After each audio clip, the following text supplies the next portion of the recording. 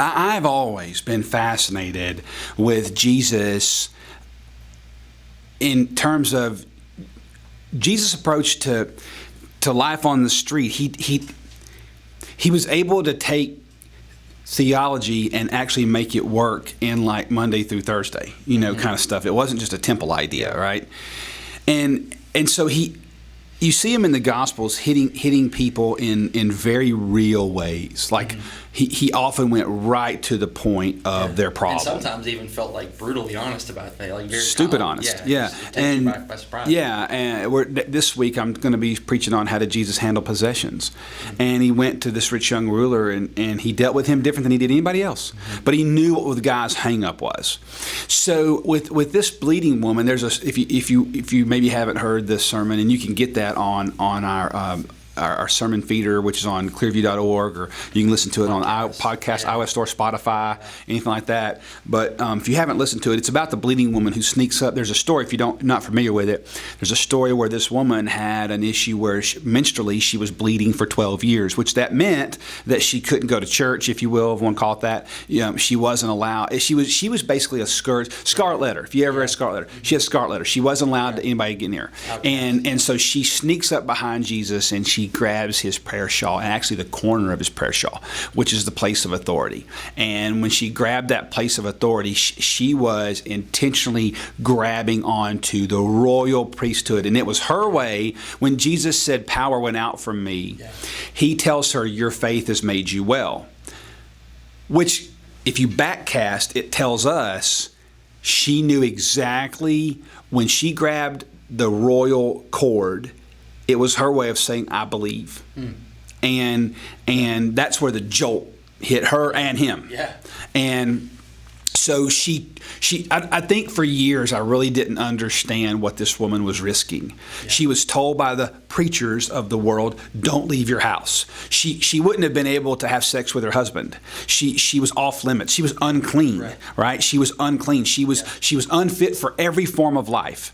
And so, she's cut off from society. And everything just kind of dominoed. It dominoed from that, yeah. And she's just by herself. Exactly, and so she was not accepted, and yet she got to this place where she just didn't care anymore. And she goes into the crowd, bumps into all these people. So now they're unclean because she's touching them. She's bumping into them, and I know it sounds weird, but it's just the way the law worked back then. And then whammo, she touches Jesus, and so she went for it.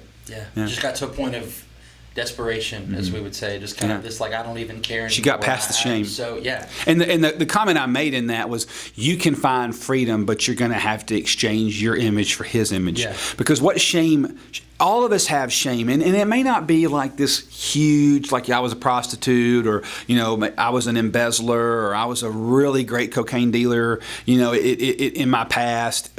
Most people don't have that narrative. Very few do, actually.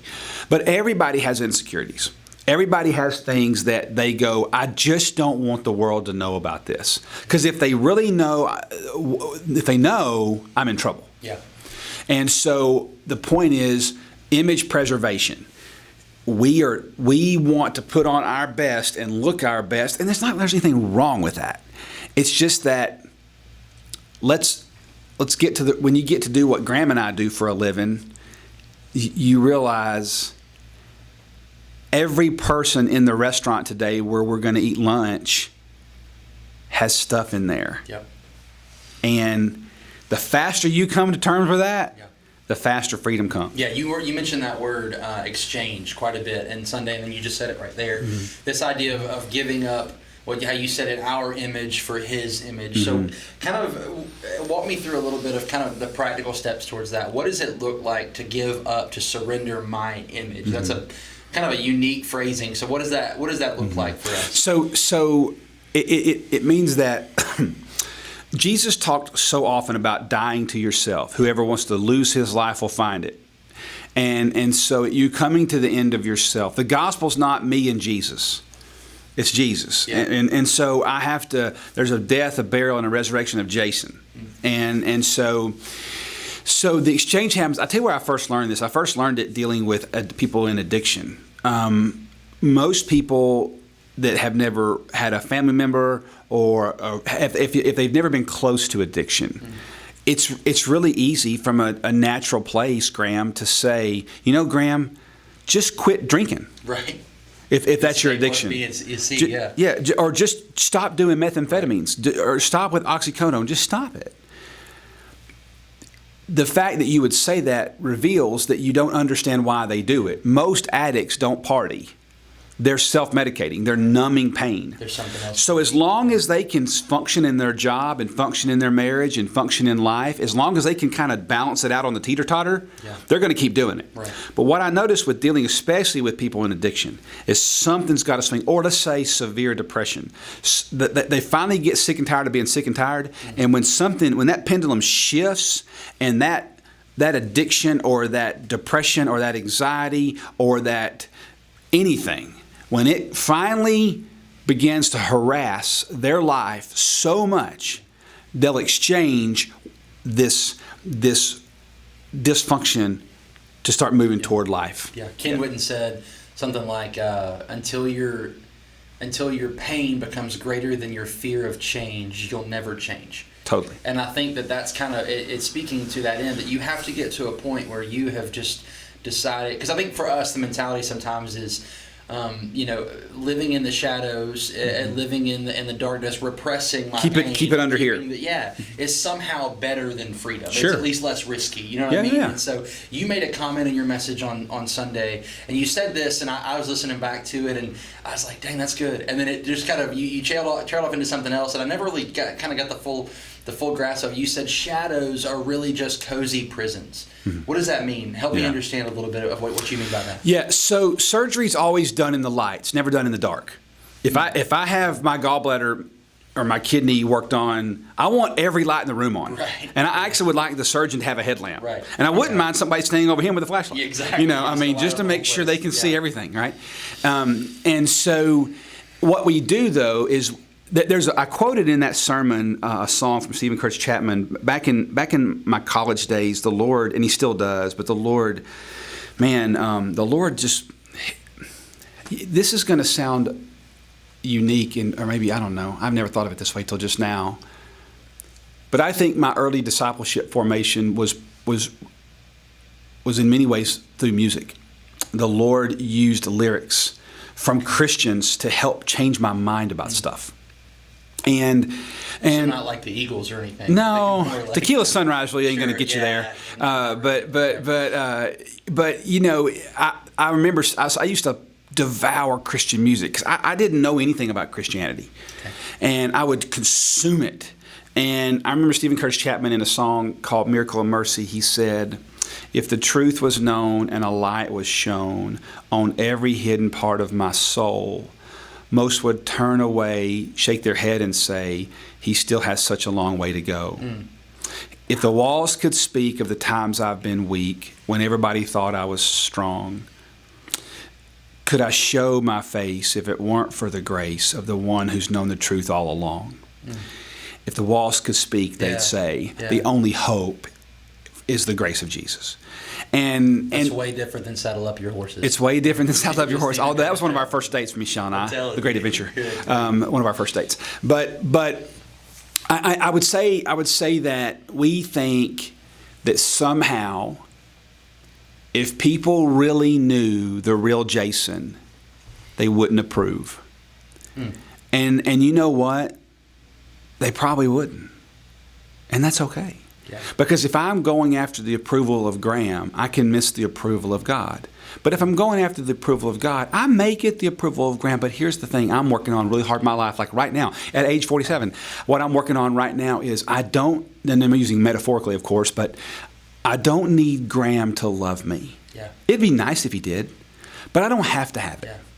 Yeah. I don't have to have Graham's approval to make me a good minister, a good writer, a good speaker, a good dad, a good anything. It'd be great if Graham thought I. But I don't. Nature. You said something one time I thought that was pretty good. You said something about when people give you compliments or criticisms, one makes you fat. How'd you say it? One makes you fat, one makes you sick? Yeah. One, whether it's living by the praise or the criticism, one will make you fat and the other will make you sick, and either one is one you want to You don't want either one. Yeah. I thought that's pretty good. I've thought about that a lot, actually. And so, yeah, I think so. Here's what she did. She stayed in the shadows because she thought, if I can just keep everybody from knowing, I can make it through it. Yeah. But really, those shadows became a prison. And that, because here's what happens to the enemy. Let me tell you what his worst fear is. Satan's worst fear is that you get sick and tired of being sick and tired, and you put yourself around Jesus people and bring it in the light, where surgery's done in the light, not in the dark. And so when you bring it in the light, guess what can't happen? He can't speak to it, because now truth has entered the arena. So in the arena of light, truth speaks to it, and you can't hide the bruises. How can you sew up a wound if you can't see it? It's true. So when you bring it into the light, God will speak to it. You keep it in the dark, you're going to live in the dark. Yeah.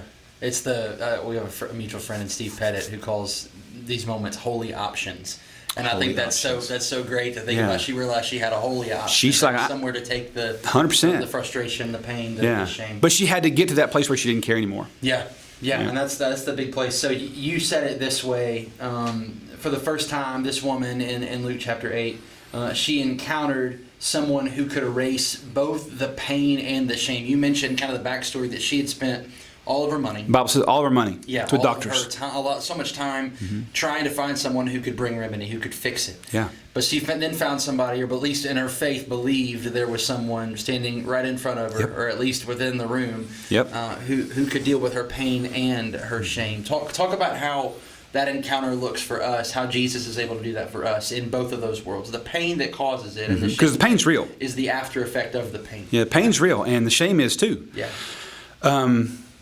Shame is never from the Lord. The Bible does talk about guilt that leads to repentance. Conviction. The Bible will use guilt to drive you home, and the Holy Spirit, will use guilt to drive you home. Guilt, but not shame. Yeah. God, He's not in the shame business. He's in the redemption business. So people had told her who she was. You're not allowed. People had told her you can't come. People had told her you're lesser than, and she believed it. See, in order for shame to work, you have to believe it a little bit. And so that somehow I've done this, or something's happened. So she brought it into the light. And so Jesus had the authority. Power and authority are two different things. Some people have power, they don't have authority. Right? Some people have so that they want to make the change, but they don't have the authority to make the change. Or maybe they wear the badge, but they don't run the place. Right. Somebody else does. Yeah. Right? Jesus had both the power and the authority to change not just her shame, but her worth. Yeah. That's why I think he did it in the public. It says this is a moment in that story. If you go back and read it in Mark, I think it's Mark 5, and also in Luke 8. There is something really weird that happens right there. It says she told the whole crowd why she touched him. He didn't ask her to do that. Wow. And he didn't ask her. It says she disclosed the reason why she touched him. And I'm going, holy cow. In those days, I mean, it would be hard even in today's world. Yeah. But especially in that world, she is willing to say, yep, that was me, because she had been healed. And that healing was minutes old, but she knew it was real. Yeah. And so when you're willing to testify about what was back there, that's when you'll know that it doesn't own you anymore. And it didn't own her. Yeah. So you'd say to put the Southern Baptist piff on it, you would say that the pain is personal, and the shame was societal. Yeah. But Jesus lived in both worlds. He met her in both worlds. He met her in dealt both with her worlds. Pain, healed her. But he restored her in the eyes of people. Society. Yeah, because he's teaching them. He was not ashamed of her shame, and she was. He wasn't. Yeah. That's good. That's good. So last question that I've got, and I have to get to this because you know how much of a Tennessee football fan I am. That's your fault. Mentioned, it's talk about sanctification. I'm not home yet. You mentioned Peyton Manning by name as somebody who's an example of. Yeah, I hope he didn't hear that. I hope he doesn't ever. That's not good. Well, we need to probably edit that out. Right now, Please help. And so.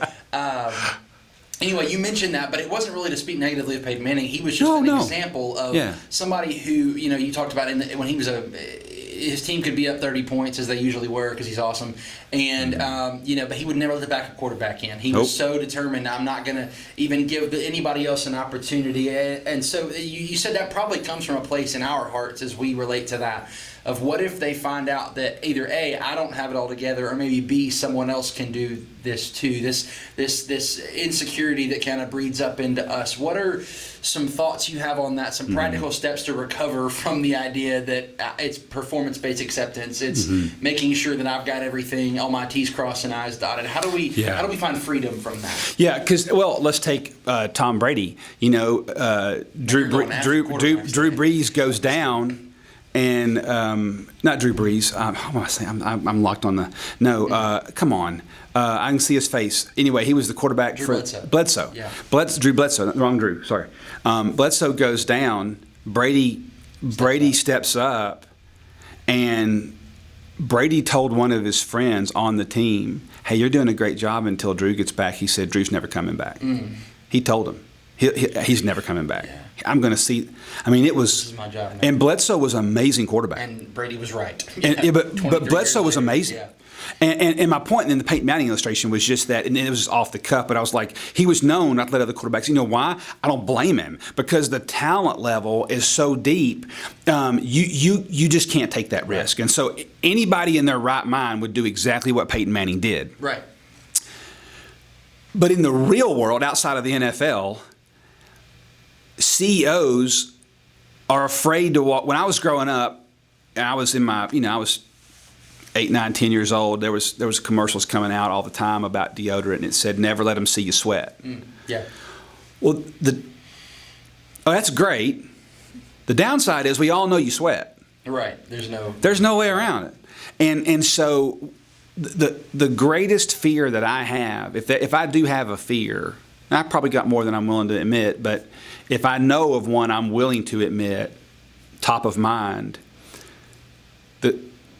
the greatest danger to a man is an arrogant heart. Because when you're afraid to let people know you have any weakness at all, and actually mean it, not just false humility, "Oh, I'm a sinner." No, I mean, really. If you're afraid, then God can't use you and God can't speak to you. It's why at ClearView we value collaboration so much. You and I sit down, Brian, and say collaborate. We collaborate all the time. Why? Because I know in me I'm just one guy with one set of eyes and one brain. The Bible says, "In the multitude of counselors there is safety."